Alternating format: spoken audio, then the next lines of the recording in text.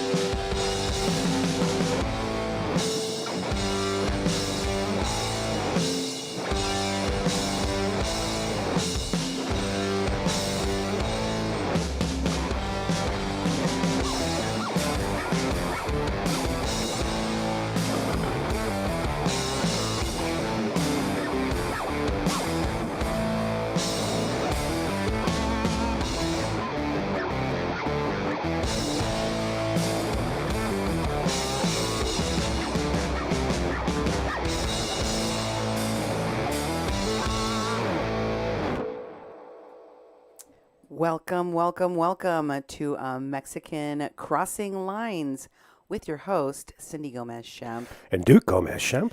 You're listening to 88.1 FM KPPPLP Fargo Moorhead, where we are adding local color to your airwaves. People, tonight we need to have a serious discussion about the infiltration of protests. Protest infiltration is a problem. It is a rampant problem. It is a problem known to the protesters, known to the organizers of the protests, known to the law enforcement, known to the politicians. In my opinion, it is an agreed upon fact. Protests, movements, organizations, and campaigns are infiltrated. If they're there, if they exist, somebody's trying to get in it. Someone's trying to infiltrate it, hijack it. That's just the nature of protesting, of social justice. Whether you're a group, an ideology, whether you exist online or you're boots on the ground, there's somebody trying to get in. There's people trying to infiltrate what you're doing, and pretty much everyone knows it. So why is it that we are scheduling, that we are having another protest, sit-in, rally, whatever you want to call it, here in the Fargo-Moorhead metro area? I have a lot of questions about that. There are a lot of people very concerned about it. The sit-in in Fargo is scheduled for Friday, June 5th, 1 p.m. at Island Park, marching to City Hall. At 1:30, they do the sit-in. They plan to do this for at least 2 hours. They want people to bring signs, to bring snacks, to bring water, to bring your positive attitude. This was posted by Sika Mason. I believe that's just her Facebook name. She's a person that is either on the city commission or is running for the city commission. Must be running. Her real name is Rachel, like not Rachel, like Ritchell. Yeah. And I think a lot of people are concerned. I know a lot of people are concerned because we just had a George Floyd protest event. Was it even a week? Yeah, it's that last Saturday. It's okay. Almost a week, almost a full week ago. And it didn't go too well. We had vandalized businesses, looted businesses, tear gas. We had people that were scared. There were ugly behaviors, horrible things were screamed at the police. There were racial epithets tossed around. It was, if you wanted to see the ugliness that can reside in the Fargo-Moorhead people, the worst of it, it was present at that protest on Saturday. Why on earth would we want to do that again? Why on earth would we want to invite violence, loathsome behavior, white supremacists, Antifa? Why would you want all of those things to converge in one place? When we know, when we've learned, when we've all figured out that protests get infiltrated. We're going to have a serious talk about this on tonight's show.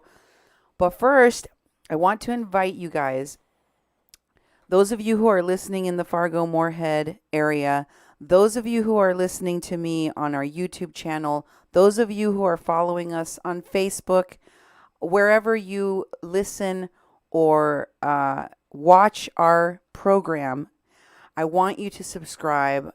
I want to thank you for all of the support, the comments, and of course, I want to encourage you to donate. It's a tax-deductible donation that you can make to keep independent media like our station running.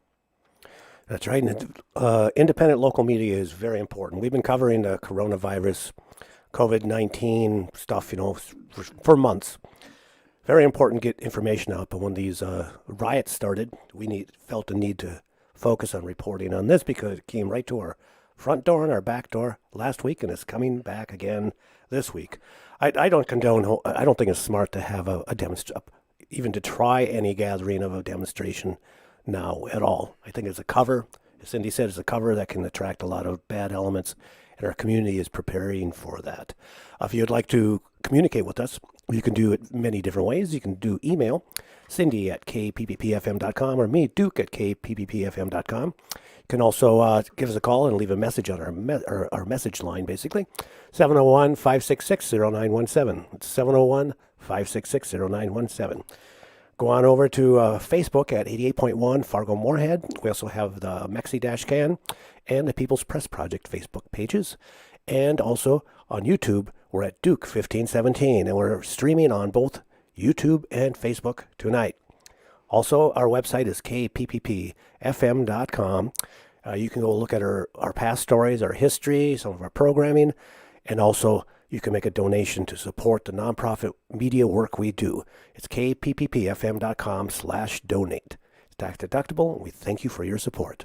If you are a local and you're hearing my show right now, I want you to share it with a cop. I want you to share it with law enforcement. In fact, I don't care where you're listening to this. I want you to share this with law enforcement. But I also want you to share this with your friends. I want you to talk about what you learned from my show with your friends. Don't be afraid to do it. These are the hard moments in our history when we have to listen to each other.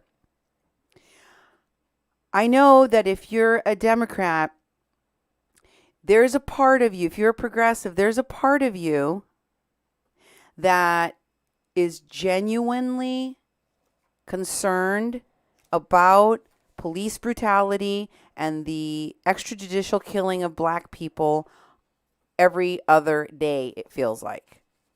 And you want it to stop, and you need it to stop. And you believe that we should all be out in the streets protesting if you can. That this is the moment in history where everyone will be expected to be able to say, where were you when that happened? Were you on the right side of history and defending the life of people like George Floyd and all of the other Black women and men that have been killed by police?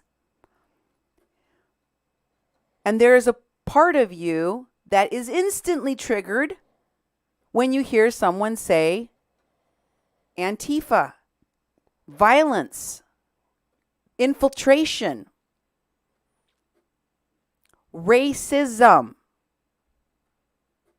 is involved in these protests on the left.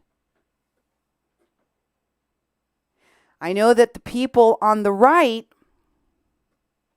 that are listening to all of this, that are watching all of this play out, feel like they have every right to go out into the streets and to stand behind law enforcement, to make sure that you are present out there protecting your businesses, your community. But honestly, everyone that is going outside and gathering in large groups during the pandemic, you are all equally endangering your lives and the lives of your community.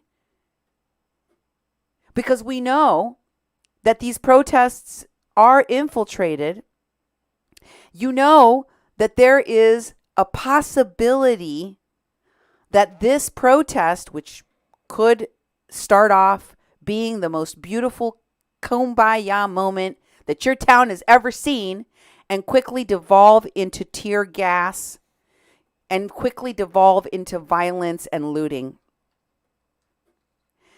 And your dumbass took your baby out there, took your grandma out there to get maced in the face.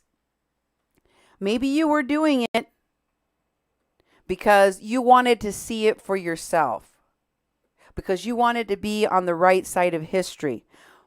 But I am warning you now. I am telling you now, there are very valid reasons for people to be concerned about what can happen at these protests, because it's already been happening. It's already happened. We have learned from a complete playbook that we saw play out here in North Dakota with the Standing Rock protests. And it's all playing out now in these national protests across our country. So I'm going to tell you today what you should be looking for in your town. This applies everywhere you go. Okay? Everywhere you live in the United States of America right now, the information you're going to see tonight can be useful for your hometown. And I would ask you, please, to keep an open mind. Okay? Keep an open mind. Now, here in Fargo, there was an article that came out in the Minuteman blog. We will share the links in the comments of the show so you can go and check it out for yourself. And Chief Todd was featured holding a sign for Justice for George at this protest that took place here in Fargo. That's our chief of police from Fargo. Everything was hunky-dory until it wasn't. We had so many people in our town that weren't from here. We had so many people willing to mess things up and cause all sorts of problems that people witnessed something in Fargo that was truly shameful, that made a lot of people ashamed of being from here, and that they said they had never witnessed before in the history of this town. I'm sure a lot of people are saying that all around the country. They never seen anything like that before. But you know, it couldn't have happened without local support. One of the things that we learned from Standing Rock is that a lot of people went to Standing Rock from all over the country. Some of them were just visiting the camp, but a lot of them were organizers, national organizers that went there to train people in non-violent direct action.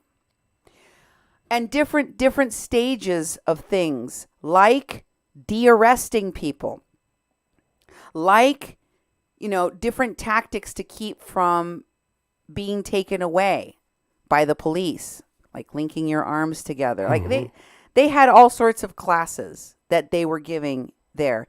People from all over the country and all over the world went to Standing Rock to practice, to learn all of these different things. They had people there. There was an encampment at the camp. It was just for artists. Take a look at some of the art that we see in Minneapolis right behind me.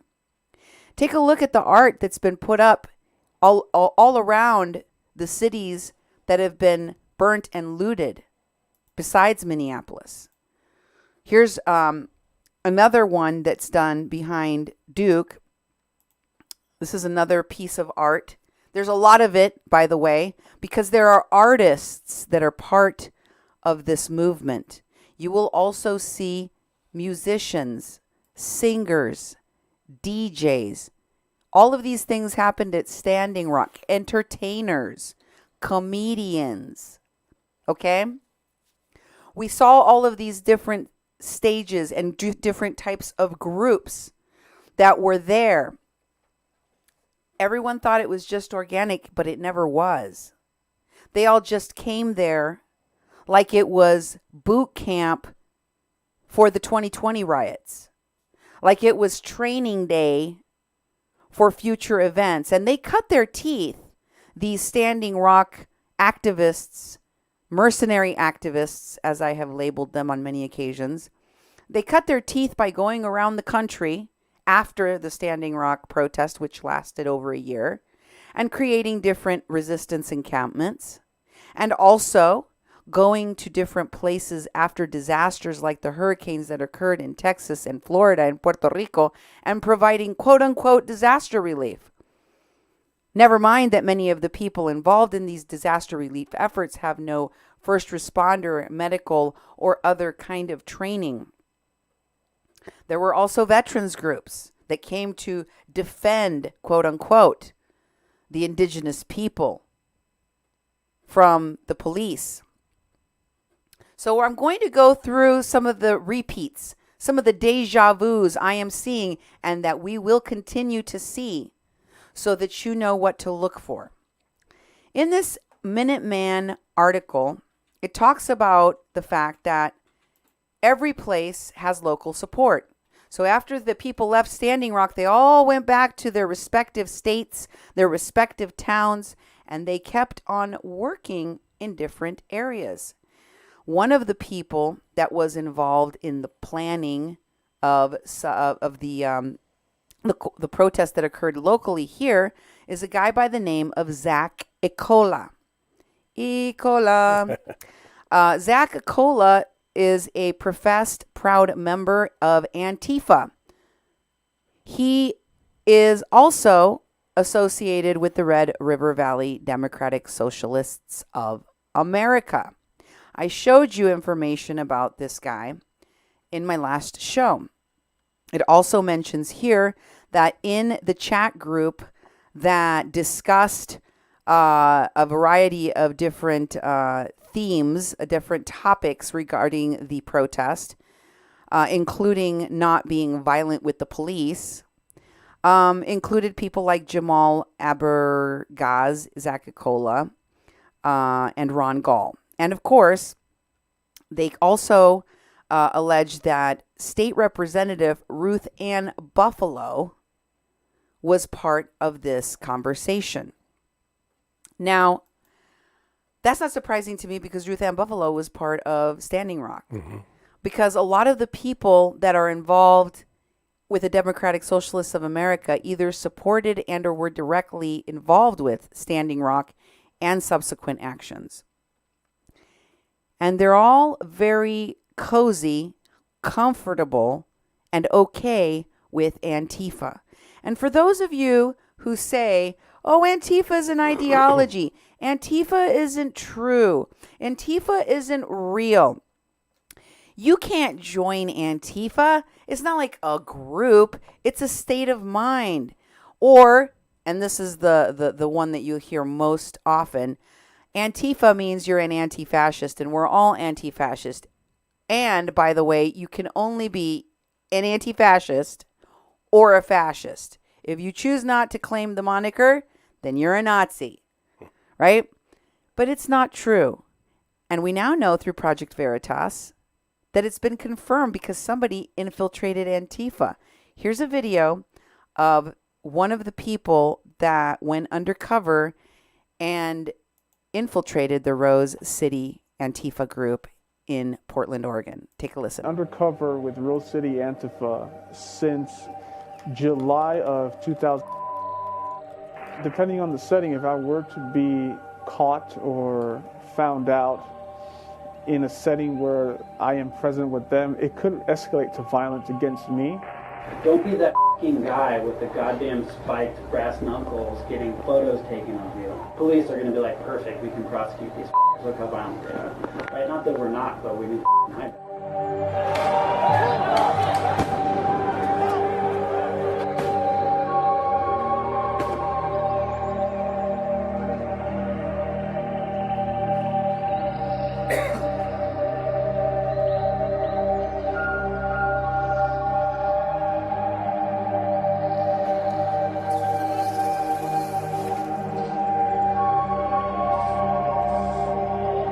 This is that video that I showed of the man that was knocked out. This is in Seattle, Washington.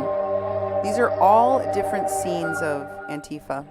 So currently I am a prospect for Rose City Antifa, and I am about halfway through the prospecting process to become a full-fledged member of Antifa.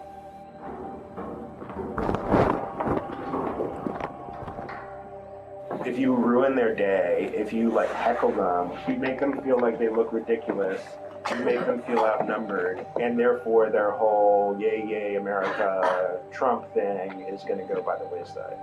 They reached out to me through Proton Mail, and we went back and forth, and there was an interview set to meet up in Portland. So to verify that it was me, they had me wear a white shirt and have a water bottle and show up at a Starbucks where a person was going to ID me and approach me and asked who I was, and I told them, and I followed them to the destination where the interview was going to be held.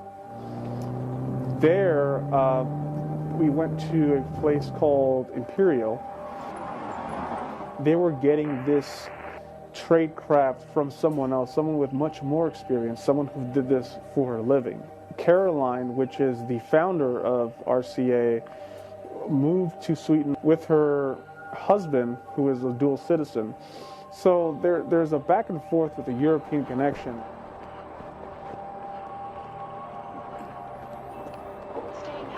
Rose City Antifa holds required lectures for prospecting members in secret at, in other words, bookstore before they open.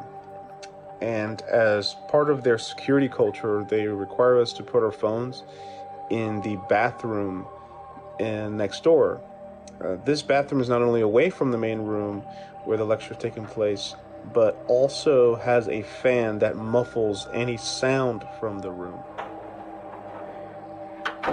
The whole goal of this, right, is to get out there and do dangerous things as safely as possible.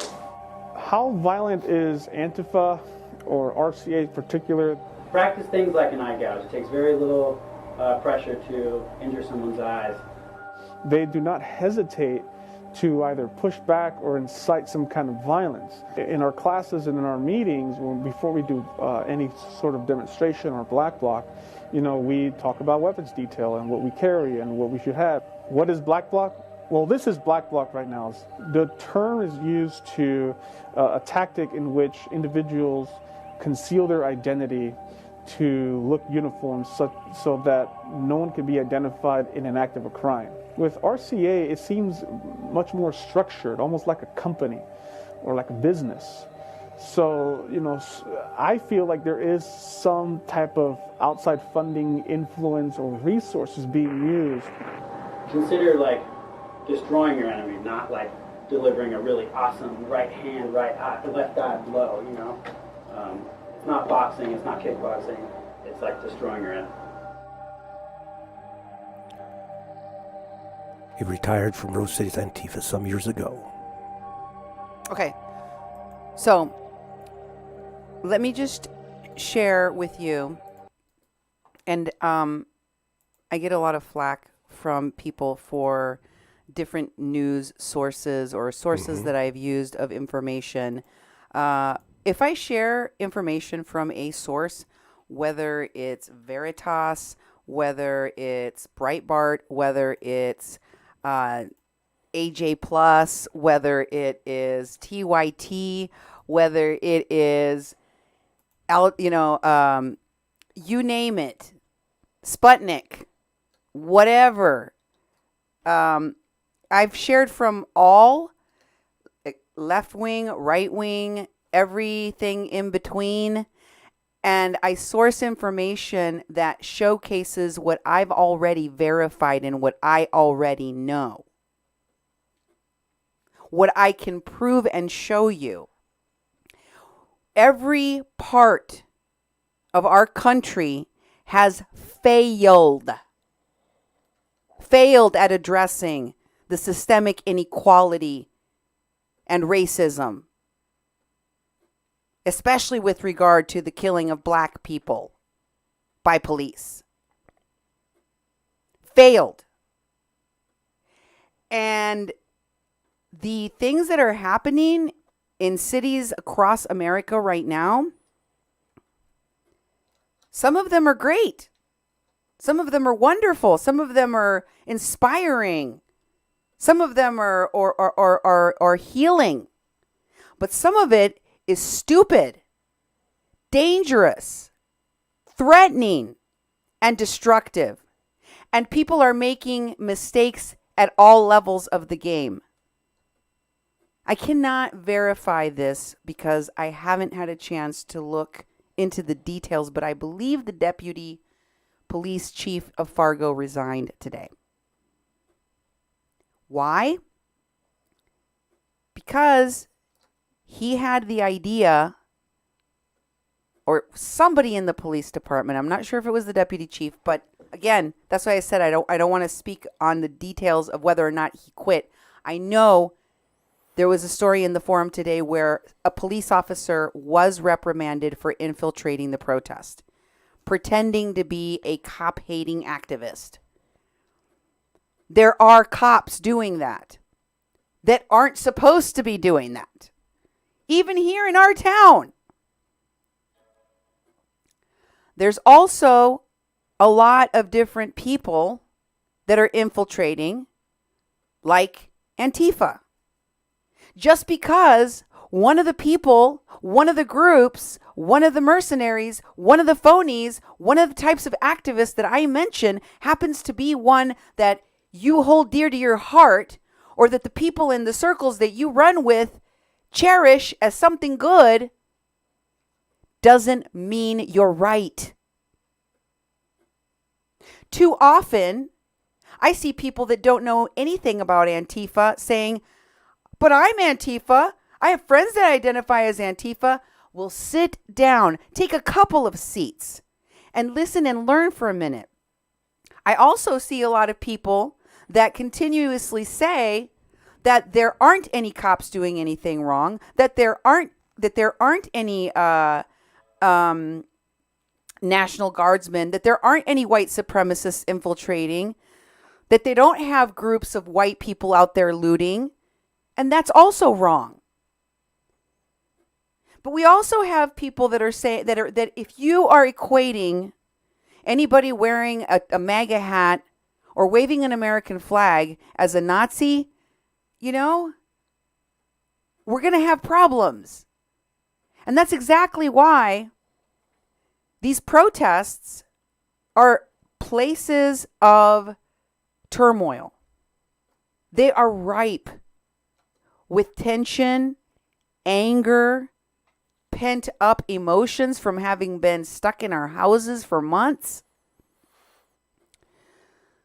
So if you are going to go to one of these things, if you're going to go out there, you might as well be armed with knowledge. Know what's around you. There are going to be infiltrators, whether or not you want to acknowledge it, and from a lot of different places.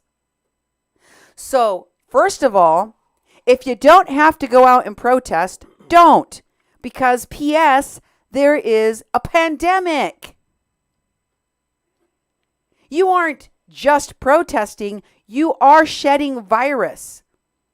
And you're doing it in the most high-risk way by screaming and chanting and marching and marching and marching and exerting yourself.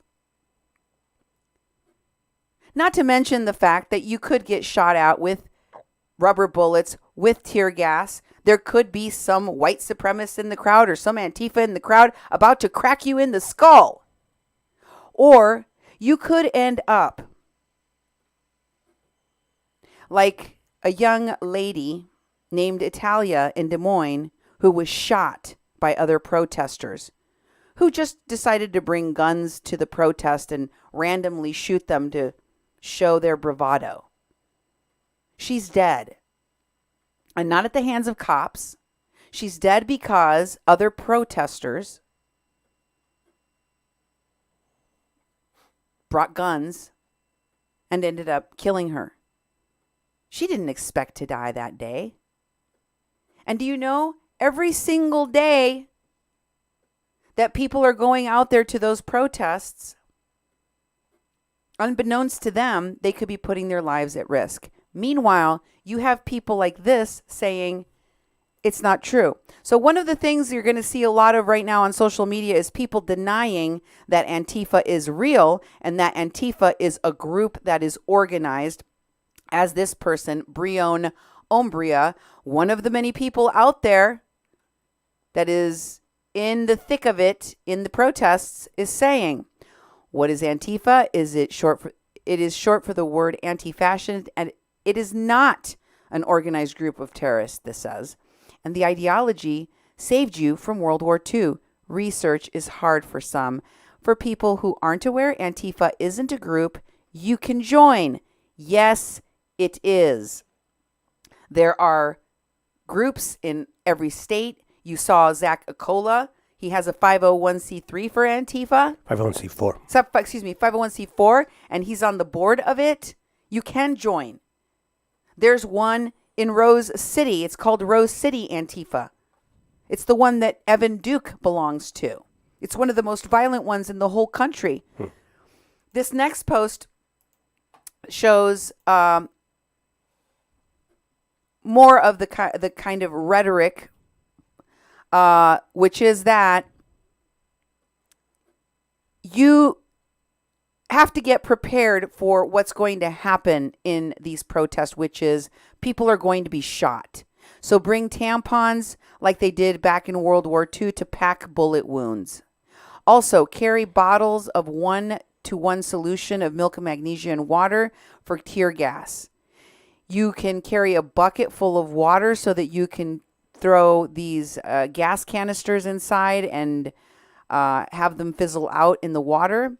And if you're really brave, it says you can throw the gas canisters or kick them back at the police. If you throw anything at the police, that's assault. With a weapon, that's a cause for them to be able to kill you, basically. Mm-hmm. The people that are out there protesting are now getting brave enough to recommend that you commit crimes against the police that would get people like George Floyd executed on the spot.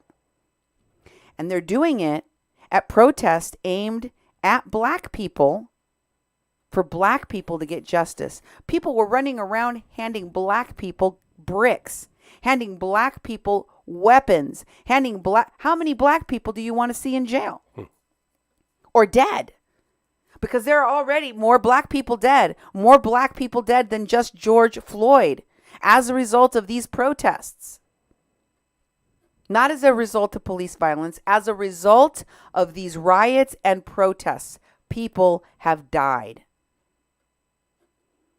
And by the way, in order to incentivize the rest of the people, because there are definitely instigators, infiltrators, professionals that are in Antifa, that are in law enforcement, that are veterans, these many veterans that came out of Standing Rock that go from event to protect, members of AIM, members of bicycle clubs.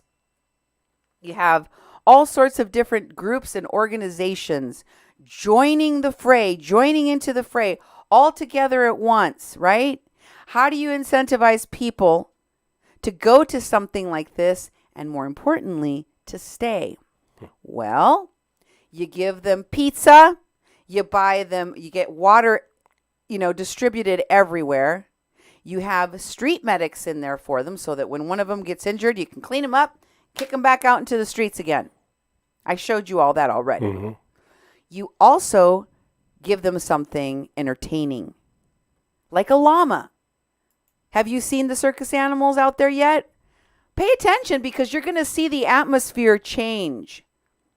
It's all part of the festival, Coachella, Burning Man style activism that came out of Standing Rock. Here is one of the people defending Antifa, one of the people out there filming and communicating about these protests. And she posts a picture of a llama that is out there called Caesar the No Drama Llama. And this is in Portland. Black Lives Matter Portland. PDX stands for Portland, which again is where the Rose City Antifa is. In her next post, let's go to the next post. We have the profile of Jen Aberu, the woman that posted the No Drama Llama. And as you can see, she's a rebel scum. She runs a prison program, just like Christina Hollenbeck. That's right. Folks, I couldn't believe it. A lot of the people that turned out to be Standing Rock legends and heroes got themselves arrested in these mass protests that occurred out there. Turned out a lot of them had just gotten fresh out of prison, or were in prison programs, people working with people that just got out of prison, people that needed a second chance. I'm all for that, but there's something ugly about the rebranding of ex-felons when the people that are fighting for justice aren't informed. When movements for people of color, like the one for justice for George Floyd, are infiltrated with child molesters, with rapists, with people that you would have never allowed to be a spokesperson for anything associated with your son's death had you known. So I have a problem with that lack of transparency, that because we experienced that at Standing Rock. You've got a whole bunch of different folks out there marching right alongside of Black Lives Matter. Do you think Black Lives Matter appreciates the fact that there's a bunch of drunk, drugged, bicycle gang or Antifa connected or white supremacist connected people out there marching? No. They don't. They don't appreciate it. If they do, it's a problem, because then they're in on it and they allow it. It's hard for me to believe that Black Lives Matter has been working so closely to people in the leadership of Antifa and never realized it up to now. Real hard. Finding it real hard. But I'm willing to give them the benefit of the doubt. My guess would be they definitely wouldn't want to be associated with a bunch of criminals that are going to make whatever they are doing look bad, just like they did to the protest here in Fargo. And just like I predict they will try to do again. Because people are horrible to each other. And if given a chance, they will mess it up. So, another surrogate of a presidential campaign for Bernie Sanders, Michelle Manos, reposted one of her posts about how to defeat the police. What is their plan? Well, to defeat the largest police force in the country by you'd outlast them in the streets as they are forced to work 84-hour weeks. It's a challenge for 2020. It's the Defeat the Largest Police Force on Earth challenge. All you have to do, because this is what was posted for U.S. protesters. Regular days off have been canceled for all uniformed members of the NYPD, meaning that all 36,000 police officers in the force must now work 12-hour shifts for 7 days a week. So they're celebrating this, saying, stay hydrated, family. Yeah. We got a long summer. This is planned throughout the summer. If you're in law enforcement and you were thinking that this is going to be over in a day or two, you know it's been over a week now. Remember, Standing Rock lasted for over a year. So if you don't want this to be a long-standing nightmare, we need to talk about tactics being used and how to stop them. Jen Abreu also pointed out that LARPers, yes, people that are going to these protests like it's a Comic-Con, yep, that's exactly what I'm talking about. They're joining up too, and one of them is showing people how you can make a shield out of a Rubbermaid lid. We saw people using Rubbermaid lids out at Standing Rock. Mm-hmm. All of these things we've seen out before. What else is Jen Abreu, very active person messaging about these protests, have to say? She says that she reposts a post that talks about how crows will kill, basically stomp out a bad crow. And they hold basically they kind of hold a crow court. And if they find some crow that's a jerk because it like eats baby food, steals food from babies or something like that, they'll get rid of it. But cops don't do that. This is the messaging.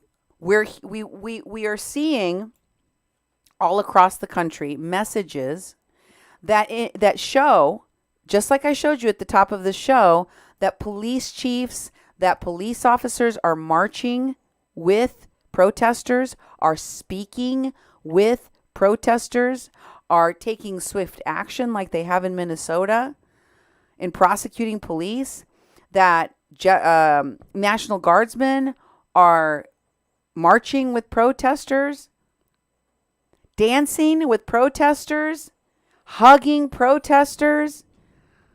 You know, we're seeing a lot of that. But the narrative within the organizing of these protests is something else. They don't want that message permeated. This is the message they want permeated. Jen Abreu posts, family, friends, listen up. Cops are fake kneeling. And then they tear gas activists. Stop pushing these propaganda videos that cops are empathetic and wanting to do the right thing. They're god dang terrorists committing war crimes on us. Unless they walk off the job and hand over their paycheck, it's all fake. It's a PR stunt and entrapment. Stop falling for their beep and stop gaslighting activists on your news feed who are actually on the ground taking the brutality of their guys. Be helpful, not part of the problem. So, what are our expectations? Outlast the police and get rid of the police. I showed you the defund the police hashtag and abolish the cops hashtag. That is the end goal. Organizers nationally are mobilizing their nonprofits, their groups, to work on not funding the police, demilitarizing the police, decarceration, and getting rid of cops. If they're successful, we will see a de-escalation of the military equipment that cops have, and we will see a cutting of staff all around the country. It very well might happen. I am telling you what I know organizers have been working on for a very long time. And part of it has already come your way in the form of abolish ICE. Now you're going to see the second part of it, which is abolish the cops.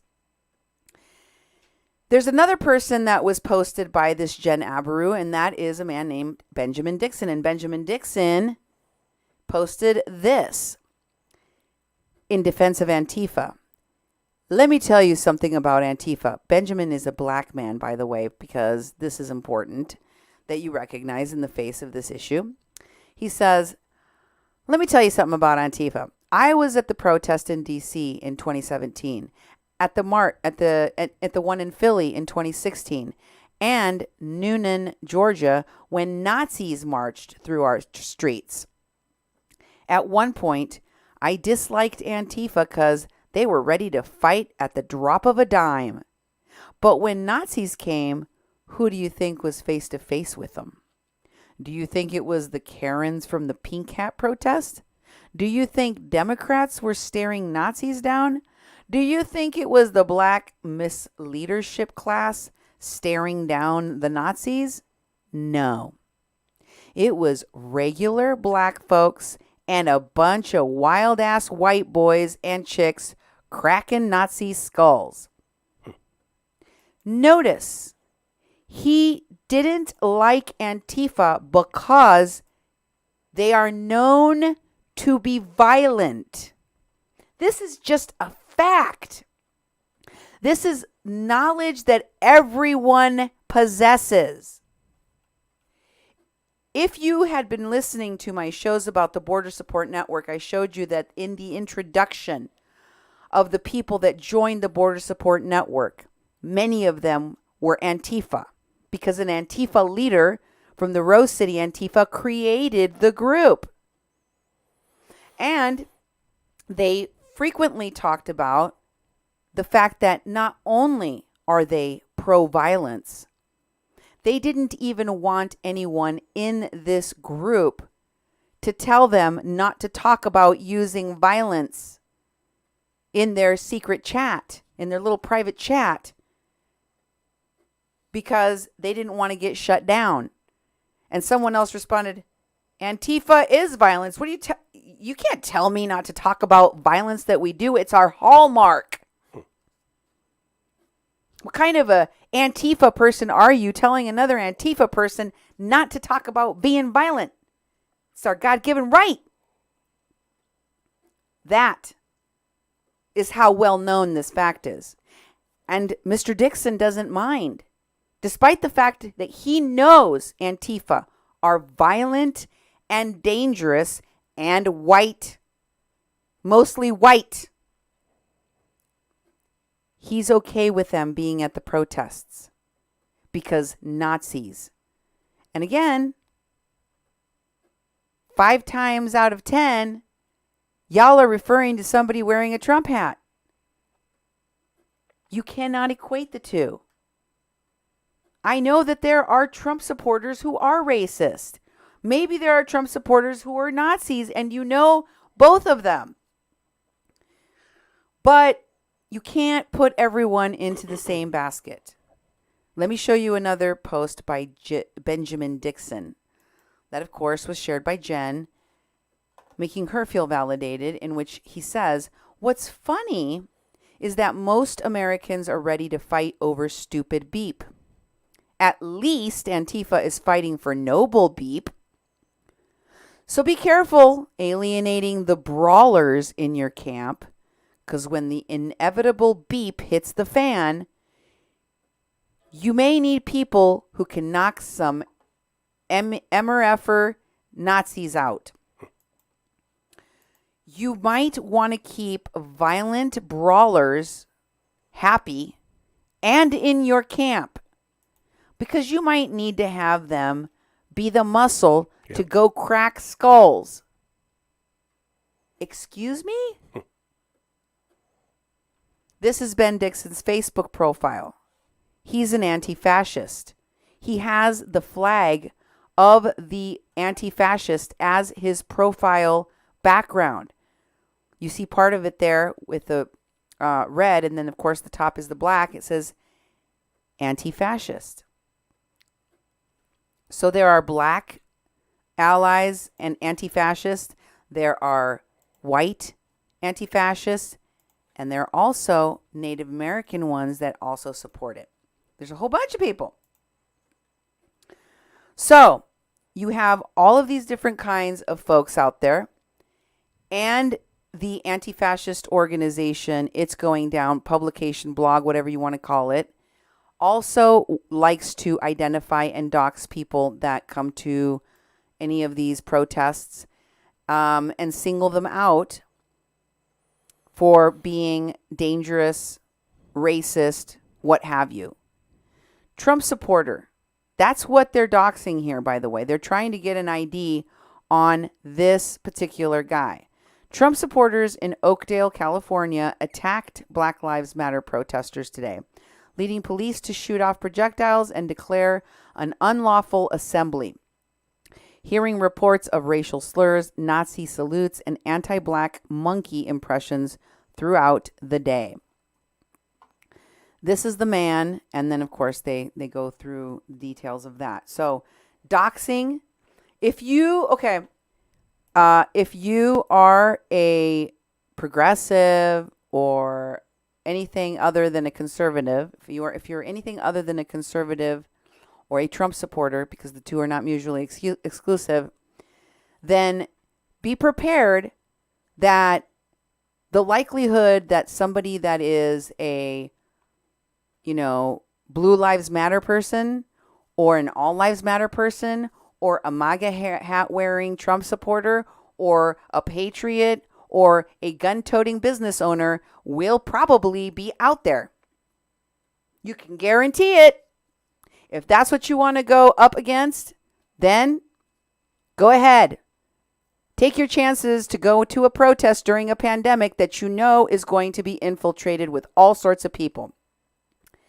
If you are a conservative or a Trump supporter or a patriot or a LARPer or what have you, that is anything that is a conservative and anything but a progressive, a Democrat, a socialist, whatever. If you're on the other side of the spectrum, you're going out to stand behind the boys in blue. You're going out to videotape, to run these people out of town. The only people I can excuse being out there and defending their businesses from looting and rioting are those literally trying to keep their houses and businesses from being burned to the ground. There is absolutely nothing I have to say about those that defend their home, their business, with or without guns. I have nothing to say about them. They have every right to do that. I will be doing that if anybody tries to come for my house. Everybody would do that. Anybody would do that. But the rest of you, you are taking a risk. I'm not saying you're doing something wrong, but be prepared to have an anti-fascist. Be prepared to have somebody from the left that is infiltrated, that's carrying weapons, Molotov cocktails, and even guns to be putting your life at risk. Be aware of the risks that you are putting yourself in and that you're putting your wife or your kids in. I don't care what political persuasion or background you come from. You need to know the risks that are out there. And I am just being honest with you about what all of those are so that you are prepared. And you could all make the jobs of these officers easier if you just stayed home. It's that simple. You think the cops want to be out there dealing with this? No. I guarantee it.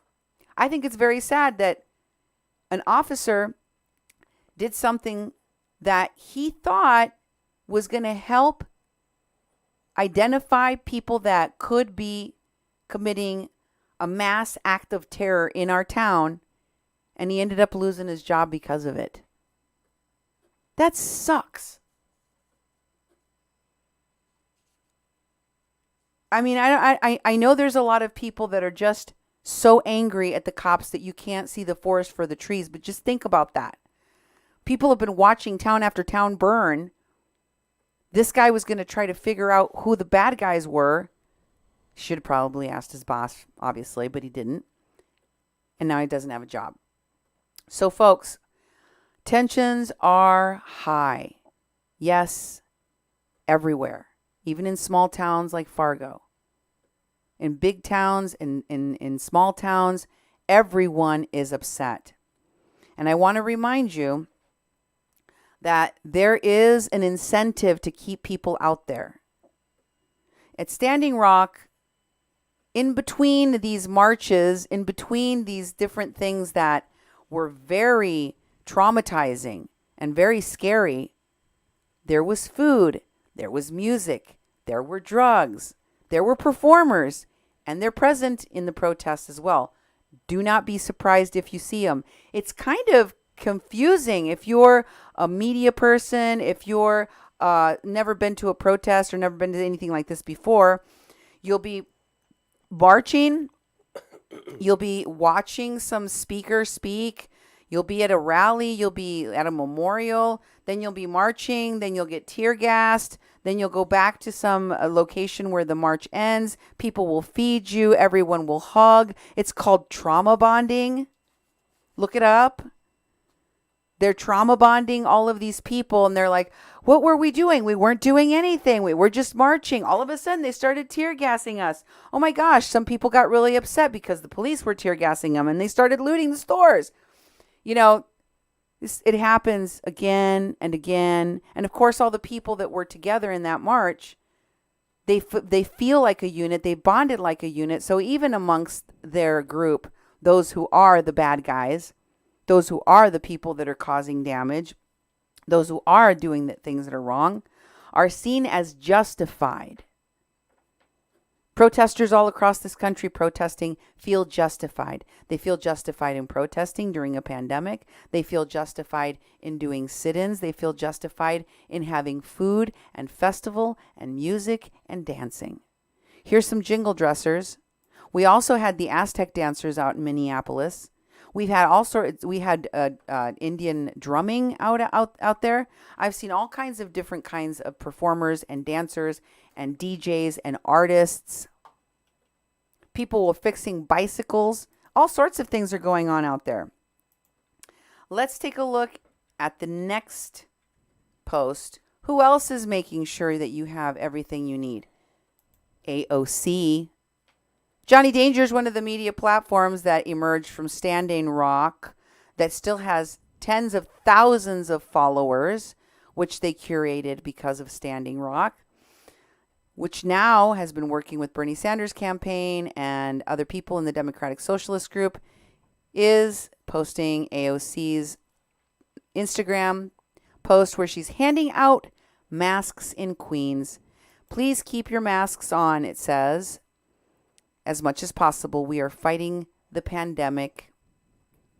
And yeah, you know, that's one thing I think that's getting so lost. It's almost like it's an experiment with herd mentality. If we put all these people together in these protests for weeks and weeks, and then don't have any testing because there's testing sites are closed down, so there's less testing going on. So the numbers aren't going to be that high. And it's like they forgot that we're in a pandemic. You're listening to KPPP LP 88.1 Fargo Moorhead, adding local color to your airwaves. And I'm going to show you how well organized these things are. Every single protest, they have a massive amount of resources mobilized. They mobilized a lot of these things going all the way back to Standing Rock. Look for the telltale signs of Antifa-related support. You'll see mutual aid. I've taught a lot of you what the lingo is. They use certain types of lingo, but I did a short little video here scrolling. I didn't even touch the surface of how long this document is, and I will share a link so you can look at how well these resources are organized for the protests. You see there that they have resources in the Twin Cities, all sorts of kinds of arts, medical, educational, and I know I'm kind of whizzing past this stuff, but I wanted you just to see how well organized. They got volunteers, medical, arts, bilingual volunteers, transport, free groceries, all these different organizations and groups and kitchens and pantries and schools and helplines and donation places. It goes on and on and on, and it literally goes on for pages. For arts, assistance for protesters, how do you support? Legal Rights Center, Freedom Fund, bail money. I mean, there is a lot, and that's the Pipeline Legal Action Network. Did you see this stuff connected to? Yep. Look at Riot Medicine, medical. Riot medicine, right? Transport, community safety guidance, financial support. And then they've got all these different Black-owned businesses listed so you can patronize those businesses. All these places that you can donate. Did you see the blue? Donate. And of course, they also had a list of local independent media, the first of which is listed on this local independent media being Unicorn Riot, which we saw birthed, really come to fame in Standing Rock. Yeah. And did you know that Lorenzo Serna, one of the people that we met and knew going back before Standing Rock, that helped to found this queer media platform, is no longer running it? Yeah, it's true. For those of you wondering, he doesn't have anything to do. Lorenzo Serna no longer has anything to do with Unicorn Riot. In fact, I was blown away to learn who does. Why, it's none other than Chase Iron Eyes of North Dakota. Chase Iron Eyes posted on his page, "Peace, the power of the oppressed." Hello to all our new viewers and followers, and hello to those who have been following us. We are Unicorn Riot, a 501c3 nonprofit educational organization that is worker-run and horizontally organized. Unicorn Riot has reported from the front lines of many historical events and movements since our inception in 2015. We've dedicated ourselves to covering environmental and societal issues and amplifying the voices of people marginalized by dominant society. Yeah, it's supposed to be for queer people, but now it's in the hands of Chase Iron Eyes. In the second part of this, you see that indeed, all the way to the end, it talks about how Unicorn Riot's alternative model succeeds outside the profit-driven media economy and because of the support of viewers. So don't forget to donate to Chase because he's so transparent with donations. Remember when he raised $2.2 million for Standing Rock along with Sean King? And most of that money got disappeared? Yep. Most of that money just went boop. And most of the donations that were sent, millions and millions of dollars of donations, were stolen. I'm sure it's okay. You could go ahead and donate to him anyway. Jeremy White, one of the surrogates for Bernie Sanders' campaign, is still out there as an activist. Here's his profile. Jeremy White is part of the Sunrise Movement. You've heard that Sunrise Movement associated with AOC. He's the creative director at Me Too Survivors. He's volunteered at the Bernie's Coffee Shop, which is an office for the, basically the headquarters for the Bernie Sanders campaign for president, which he also worked at. And he fancies himself some type of media person. Jeremy White was the man that posted about a little girl from the caravan being killed by Border Patrol agents, which was false. Jeremy White likes to put a lot of false information out there, and he loves being a good white ally, which means, in the case of these protests, that you use your body as a shield to protect black people and to protect people of color, in this case, from police. So when you're marching with black people and you understand the organization of frontline activists, when you're called to the front line, like Jeremy White, of course, does, you go to the front and you act as a human shield. Here he posted about that exact moment when he was called to the front, and he was ready to answer that call. Here's another post in which he talks about collecting supplies for people. What kind of supplies do they need? Well, water, food, first aid, their usual. Yeah. Walkie-talkies like they had at Standing Rock so that they can have secret communications, megaphones, and of course, some light body armor. What could go wrong? That's right. We also saw people like Ed Higgins requesting body armor for protesters at Standing Rock. There are going to be protesters wearing helmets, wearing ear protection, wearing goggles, wearing Israeli gas masks. You're going to see people wearing, body armor, wearing special boots, special shoes to get through the crazy twisted metal, fire, all the stuff. You're going to have people carrying backpacks filled with, these milk of magnesia water, melee weapons, accelerants, all sorts of things. If you see people that are carrying backpacks, that's definitely a place where folks could be carrying those kinds of things. Especially if they're doing black bloc, like you heard that man in the Veritas video say, because when people all dress the same, it is part of a uniform to shield others. Jeremy White also likes to remind everyone how similar everything is to Standing Rock. We used to say Standing Rock is everywhere, he posted. That's never felt more true than right now, but in a completely different way. For me, it feels all too similar.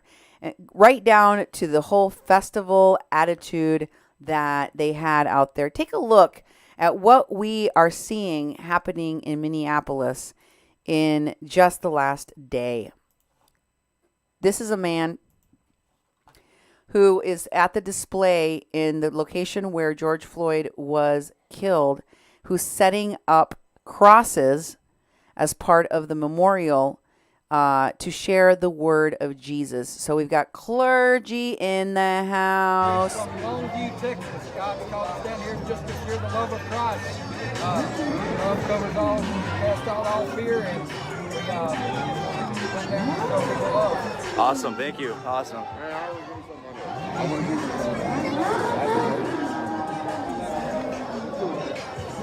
We're back to fist bumping and hugging and just forgetting They the still pandemic. got bike repair going on here. There's bike repair. It's a party. There's stands. People telling T-shirts right there. You see them holding up that T-shirt. Oh, I found the crew I could leave my chair with. There are people is dancing, That's not them, different crew. passing out food. Most of the We're stuff getting out here is couches out free. here. See the dancers? We got like 4 Couches, recliners. Wow, we got all, Look at all the literally like a fair canopies. here now. It's like a fair here now.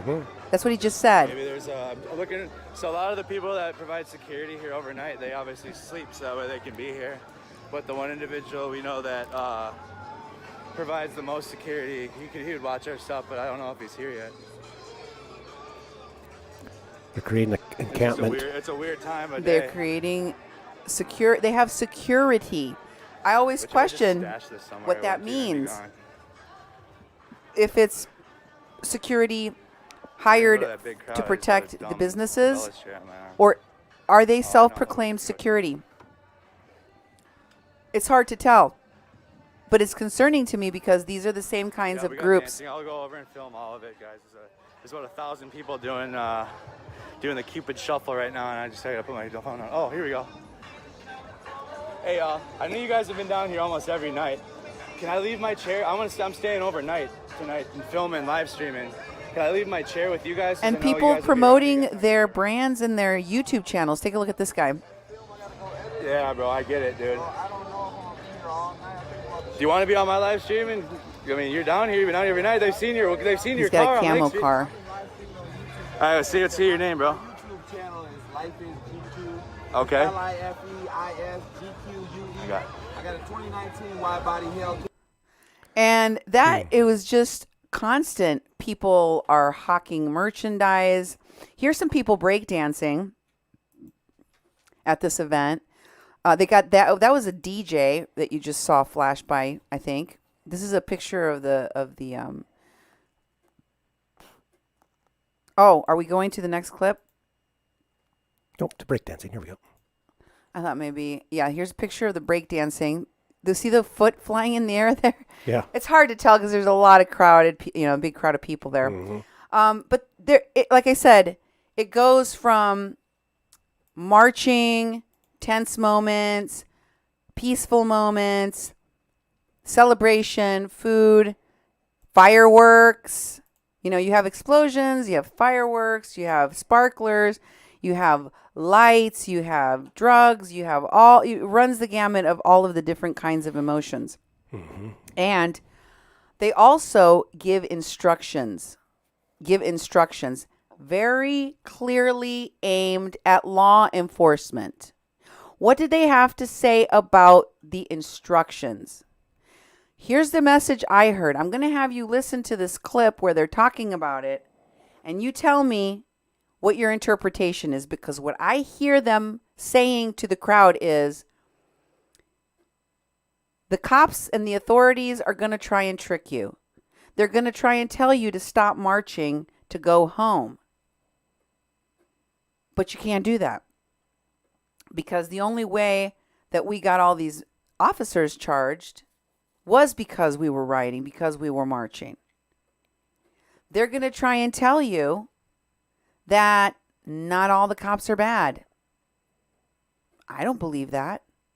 So what he's saying basically is you should believe that all of the cops are bad. Again, remember, we're not trying to reform policing here. These folks don't want to sit at a table, to sit with the officers, to come to some agreement. They want to abolish police. Don't forget that I told you that. I know it sounds far-fetched. I'm not sitting here trying to fearmonger or whatever people think. I'm telling you what I have seen, what I have verified. National organizers are working on. It's defunding and abolishing the cops. So listen to this message, what it's telling the people that they have to feel about the cops and how it is promoting violence at the end. They hit us. What happens when someone hits you? You hit them back. Listen for yourselves.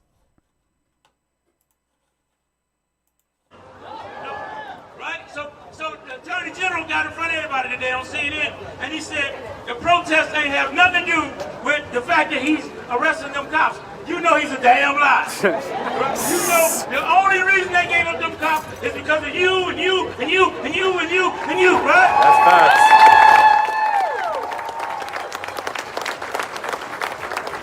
So they'll tell you that the protests don't work. Well, how come they marching all them? How come they marching them killers to jail today? The protests don't work.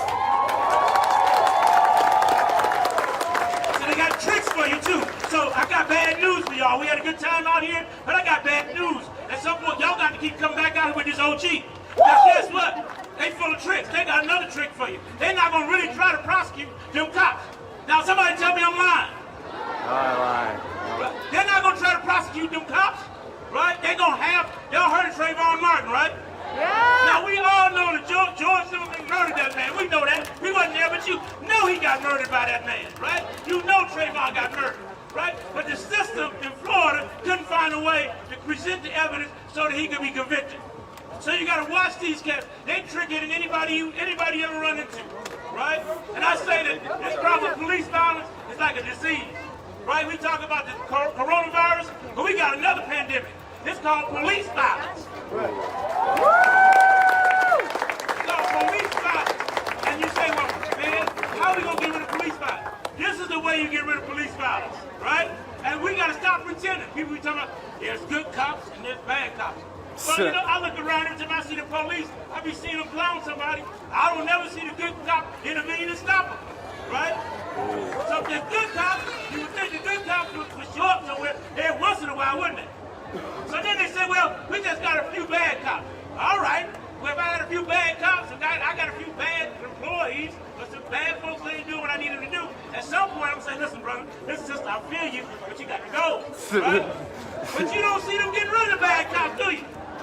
You know what? They got tricks for you. They tell us bad cops, right? So then they got another trick for you. Now they run up to you and we want to hug you.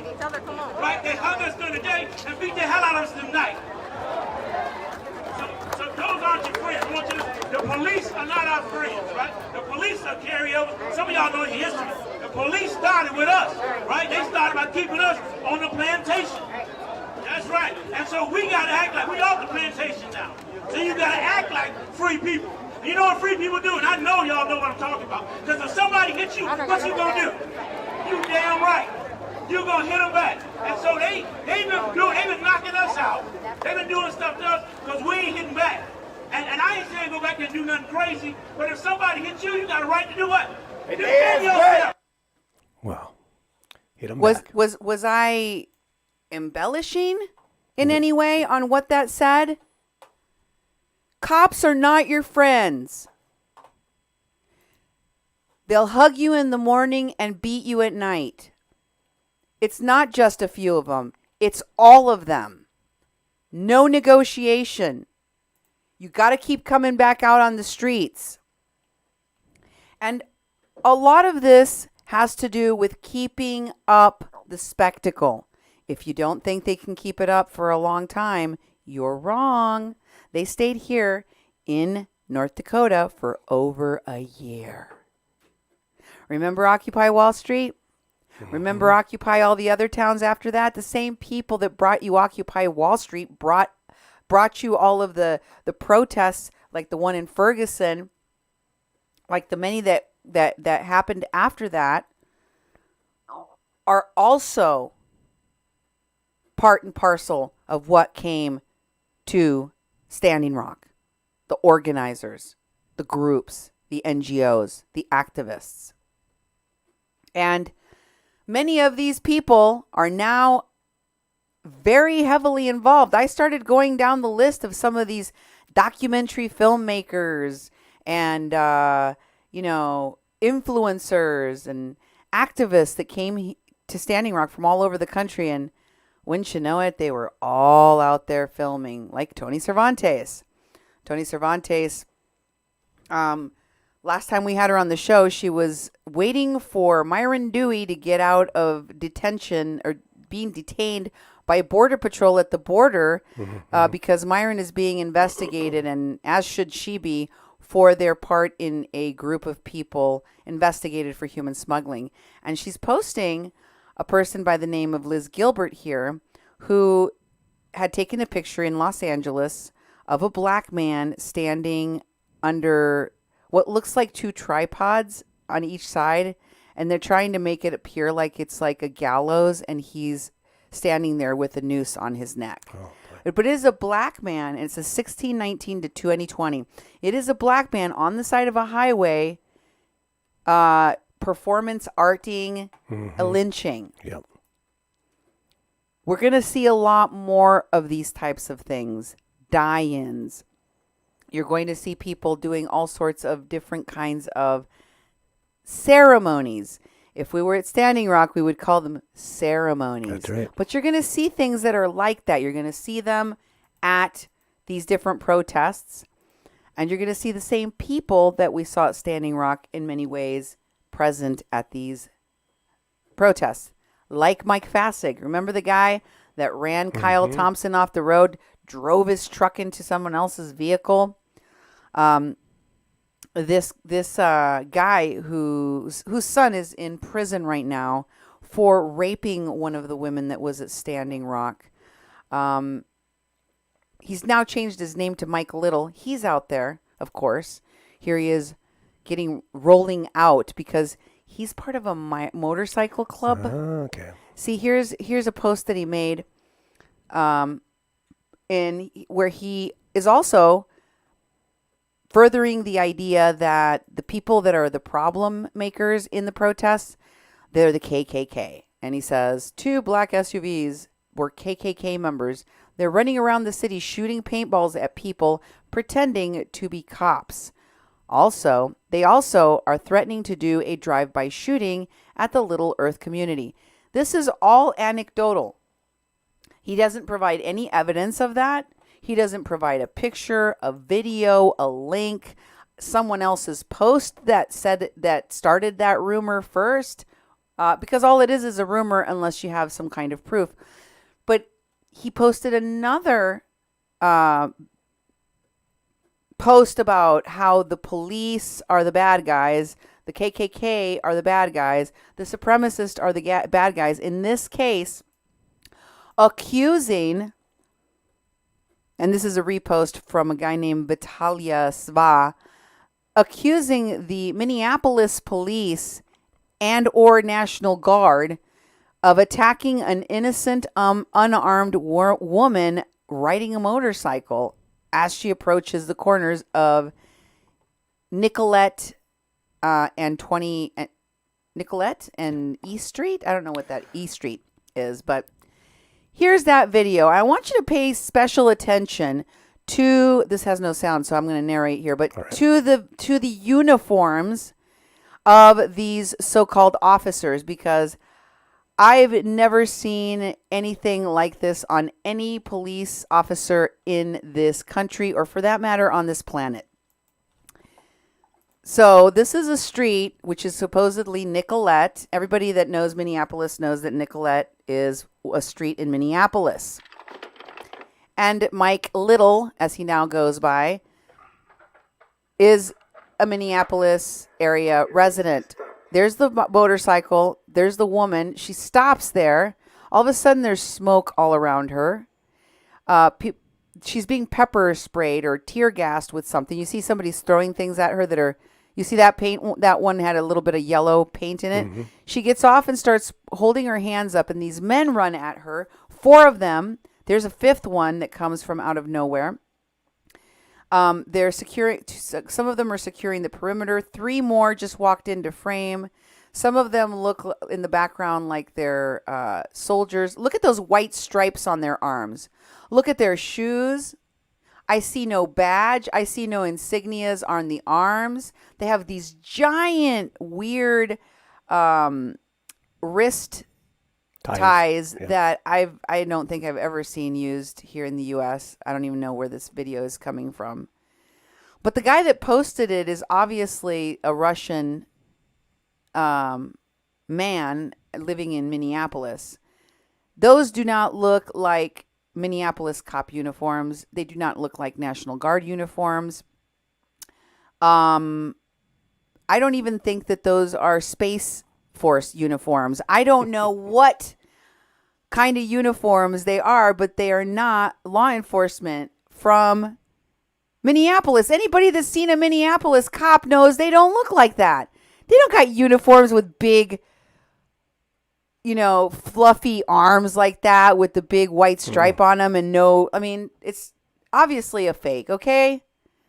It's obviously a fake. So if you're wondering about who might be spreading rumors about cops and National Guardsmen doing weird things using fake videos like that one, it's Mike Little or Fasig or whatever that guy is calling himself these days to hide his true identity.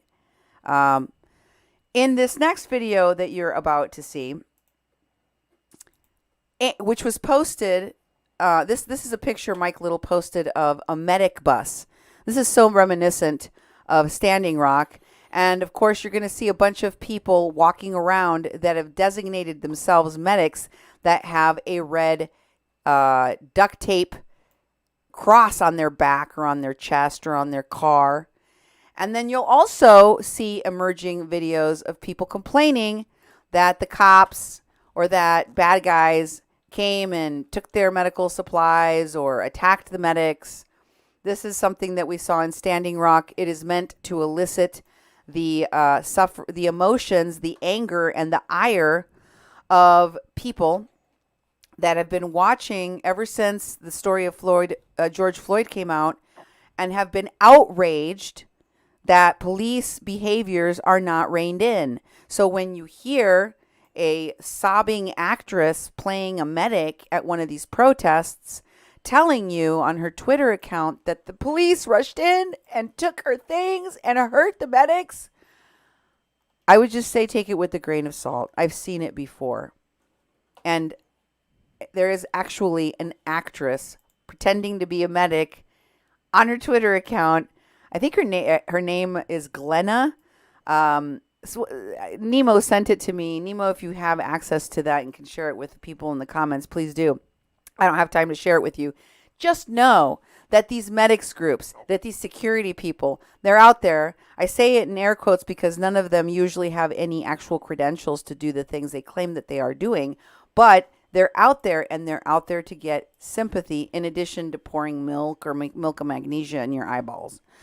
Mike, again, is proud a member of a biker club. It's called the Bikers Against Police Brutality.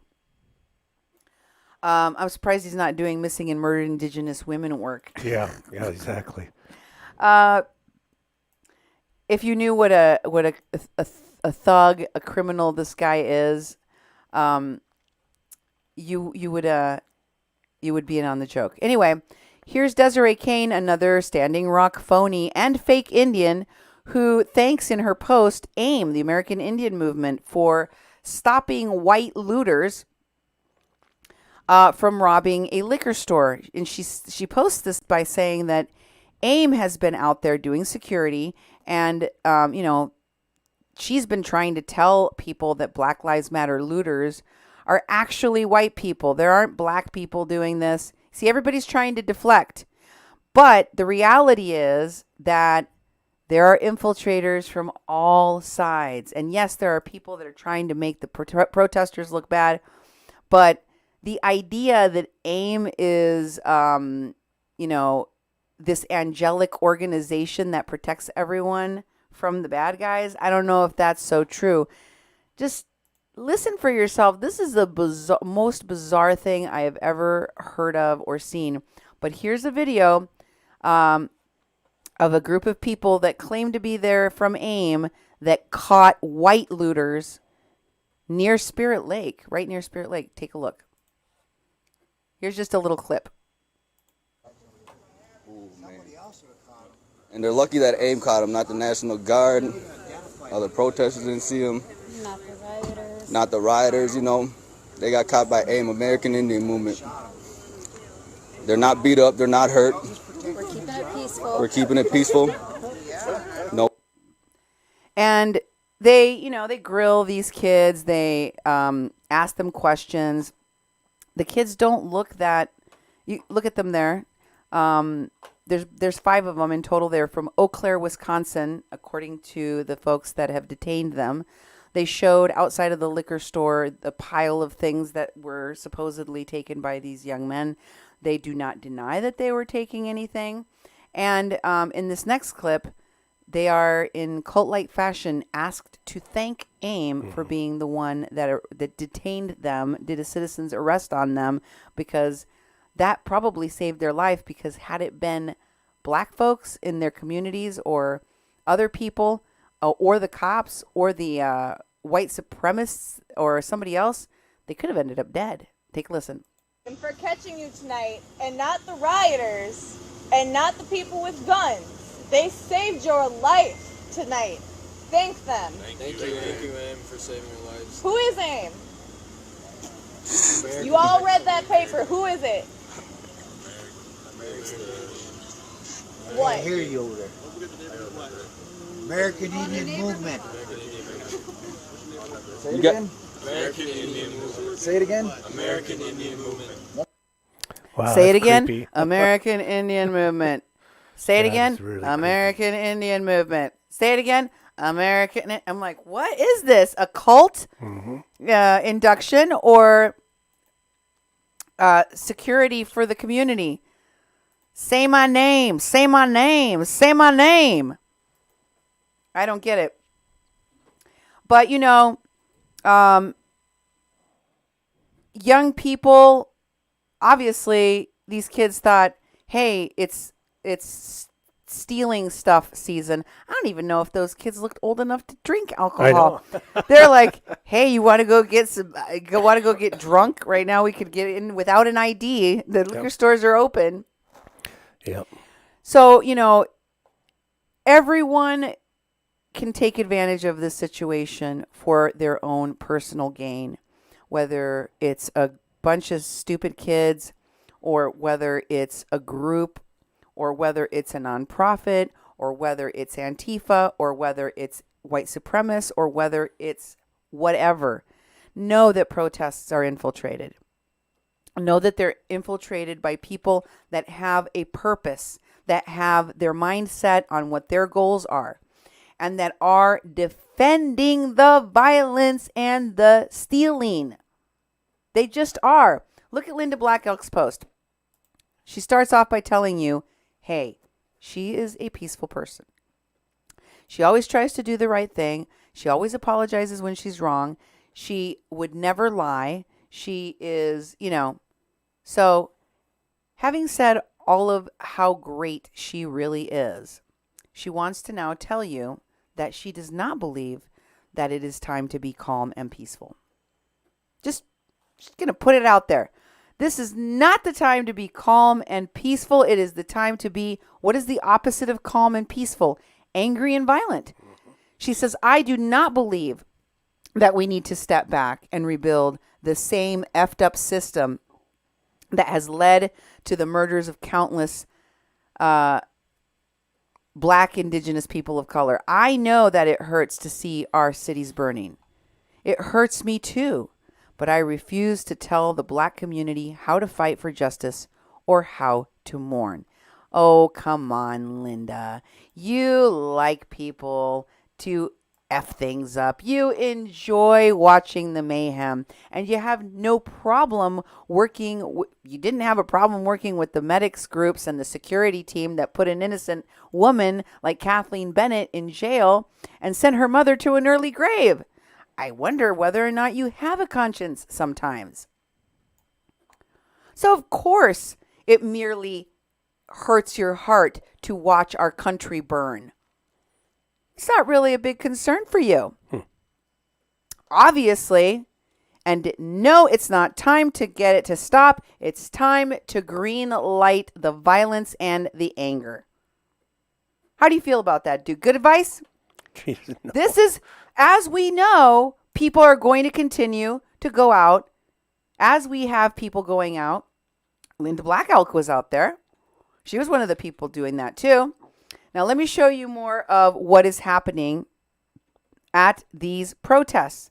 From Andrew Mercado's video, let me show you somebody else hawking a CD. Oh. You want to buy some music? People are out there selling it. People are out there sharing their work. Take a look. All right. You want to be KB on the camera? All right. Tell him what's up. Hey man, what's up, man? Just put some more rec. We got the Black Lives Matter single. We've been produced this.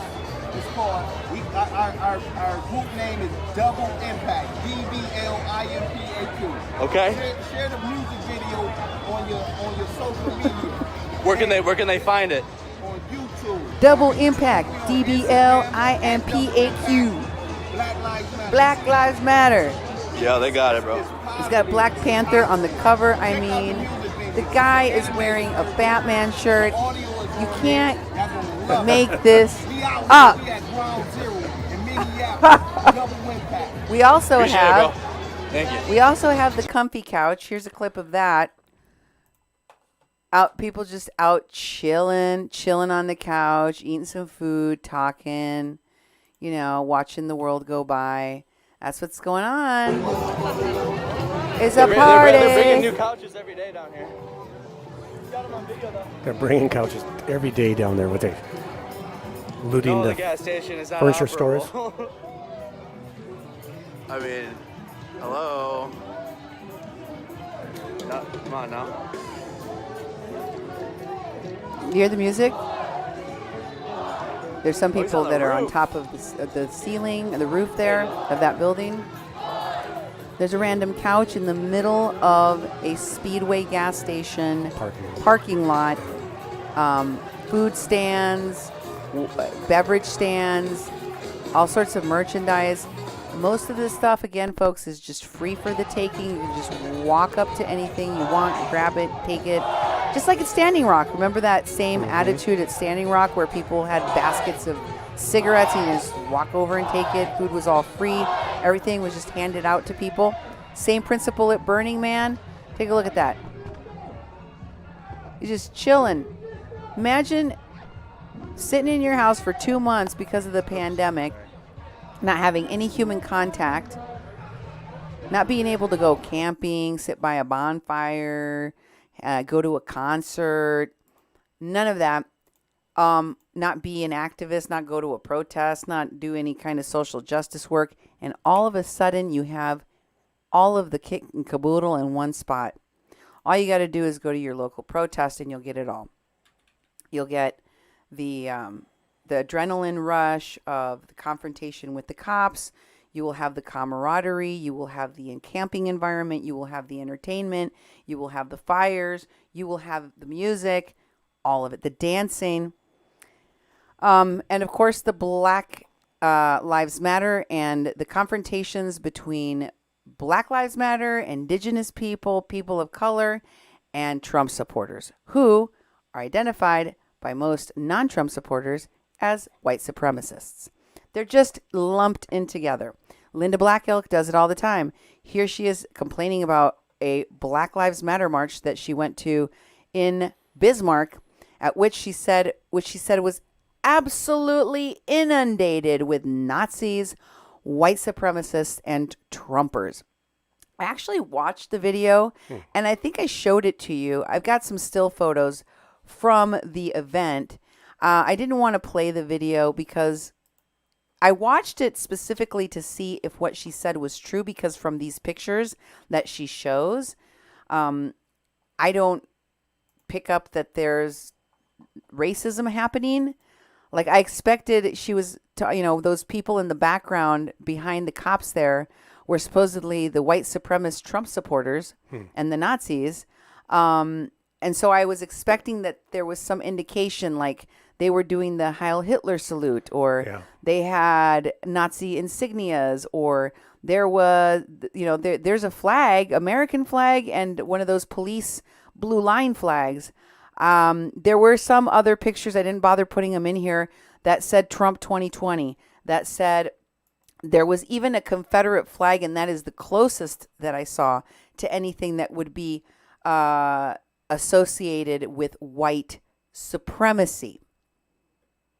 But the rest of the stuff does not a Nazi make. And when I listened to the video, I didn't hear a racial slur. I didn't hear anything that was, incendiary, like all lives matter, or I didn't hear any of that. In fact, I heard her yelling at the cops about their small members. And she didn't use the language I used. She used much more vulgar language, literally yelling at cops very close to their face that they were cowards and that they were racists. So, no matter where you go, you're going to feel, whether you're in Fargo, whether you're in Bismarck, whether you're in Minneapolis, whether you're in Atlanta, Georgia, you're in California, whether you're in Chicago or New York, you're going to feel that racism is endemic in your town, endemic in the police force, and that there are white supremacists that are in your community that are making things worse right now in these protests. The fact of the matter is that there are people that are organizing all of this, and if you go and participate in it, you are lending cover in some fashion. Okay, you are lending cover for those radicals, whatever radical side you want to look at it, whether you think they're dangerous or not. Because I'm sure that the Trump supporters look at the non-Trump supporters as dangerous and violent, and vice versa. You see each other the same way. The fact of the matter is, you're all putting yourselves at risk. And you're all doing it for stupid things like a die-in. This is a picture from Linda Black Elk. So you're going to be seeing more of this. We're probably going to have something similar to that. Or maybe they're just going to sit on their fannies here in Fargo. But the reality of the rhetoric is very dark. In this post by another activist, one of the ones I saw out there doing videos, doing live streams, especially those that were connected to Standing Rock, like Sam Andrew, who was at Standing Rock. This is what he says of the protests he's currently participating in. Burn this beep to the ground. I'm sorry, but apparently nothing has been able to stop the police brutality. Countless times, over and over and over again, this is happening without repercussions. Did anyone expect anything different than rioting? What are these people supposed to do? Sit at home and yell at the television? Once again, it's not right to destroy people's property, mostly. But maybe it's time people woke the F up and reacted. This police officer wouldn't be in jail right now if the cities weren't burning. Wow. I have zero effing sympathy. Well, we'll never know, because people like Sam Andrew probably have friends and or participated themselves in looting and burning our cities down, and they simply don't care. But they also want you not to care. They want to justify what's happening by saying, look, it was necessary. If we hadn't burned down Minneapolis and many other places, those 4 cops would still be free. Keith Ellison said that's not the case. Officer Chauvin had already been fired immediately. We'll never be able to know whether or not they needed to burn it down, because they didn't give the police and the authorities a chance. Martin Brown also posts about de-arresting. You will probably also see that in the coming days. You've already seen it happen in other places. Fargo can expect probably to see something like this as well. I'm just putting out there all of the different things I've seen repeated time and time again from Standing Rock to the present, so that people can look for these activities and behaviors that these folks in these protests were trained to do by community organizers, like de-arresting. Martin Brown also posted how summer fashion gear is your military standard issue gas mask for your next riot. Pew, pew, pew, pew, pew. People still online trying to sell masks. That was a May thing. We're now on to riot gear. It is funny. It is a joke that people obviously can talk about very blithely, because it's not something that they fear, and it's not something that they think about in terms of how it's hurting other folks. Even the Indian Problem, Desiree Kane's and others' online publication, makes a joke out of the damage to police property, in this case a police vehicle on fire, with the meme that we saw a lot during the pandemic of, animals retaking the streets, and people were saying the earth is healing itself. In this post, they're using the earth is healing itself meme to celebrate the burning of a police vehicle in the middle of the street. This is the sentiment. James Dargan, the last man standing at Standing Rock, one of the last people to turn himself into the police after the year-long encampment, reposted about Standing Rock and Tiger Swan and infiltration of the encampment by mercenaries, paid mercenaries. It turns out that this whole Standing Rock being infiltrated by Tiger Swan was really more myth than it was fact, because although Tiger Swan was in the vicinity and they were giving support and working alongside the pipeline in security, they were not actually in the encampment. They didn't come into the encampment. And, so again, the idea that there is a big bad boogeyman and that it's usually somebody having to do with all of the power. And in this case, of course, that would be faulting the government, the National Guard, and the police. But that isn't usually the case, especially not with regard to these protests. Finally, I'm going to show you another one of the many protesters and organizers at Standing Rock who is involved in the protests right now. All these people I've been showing you, they're all involved right now. Here's one of her posts, more recent posts about her involvement. She's already been interviewed by the media. Her name is Yane Indigo. She's actually Canadian, or she's been living in Canada. She doesn't live here in the United States, but she's a professional protester, so she travels from one place to the next, causing mayhem everywhere she goes. She says, bad word, F these effing buildings, businesses, and money. It's all slavery. Get effing free. Burn it all. Duke, your thoughts? Burn it all. Oh my God. It's, as I watch the memories of all these Standing Rock phonies, and here they are at it again. But it's the continual pushing of these ideas that people need to go out there and riot. There's no peaceful protest. I mean, everybody's saying, even my dad said, well, there's nothing wrong with a peaceful protest. It's like, these people they're not calling for any peaceful protest. It's burn it to the ground. It's really scary. Burn it to the ground and don't try to make friends with the cops. Burn it to the ground. Don't step back from the violence. Don't step back from the anger. While they message to authorities in towns like they have been saying in Fargo, don't worry, it's just a sit-in. It's all peaceful. Everyone that's going to be there is peaceful. In the background, there's something else happening. And a lot of these people, again, are in national leadership.